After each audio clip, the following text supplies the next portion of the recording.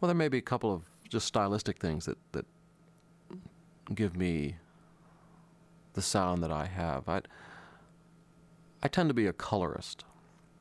I tend to, I think, and perhaps coming from an electronic background,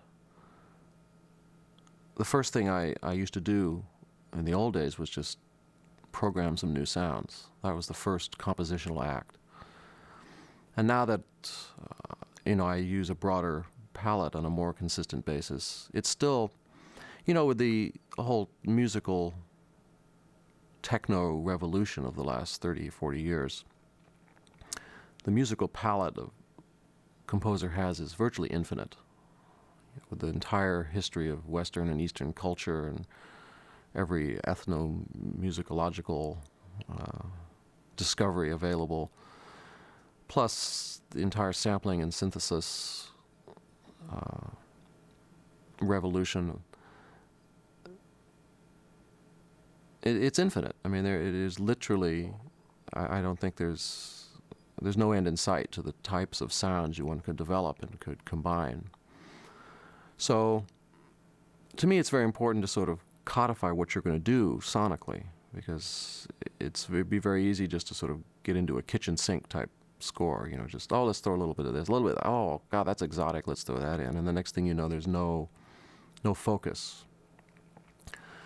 So I think one of the first things I do is I sort of pick the palette that I'm going to put, the colors I'm going to put on the palette.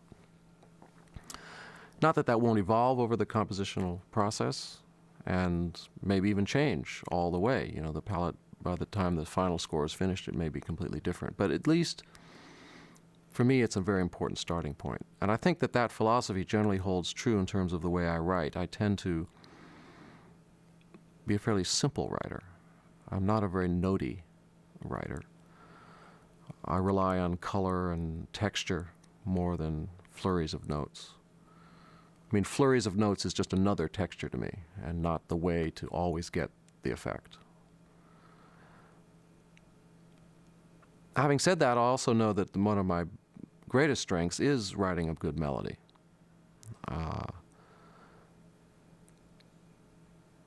But I tend to want to always set that up in a fairly simple and just direct, focused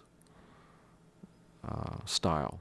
And that's probably what, not that there aren't others that might be described similarly to that, but it certainly separates me out from other types of writers who are more traditionally orchestral, and let's say. You can definitely hear the difference between me and John Williams, and that's probably an apt description of why. This commentary track is copyrighted 1998 by New Line Home Video.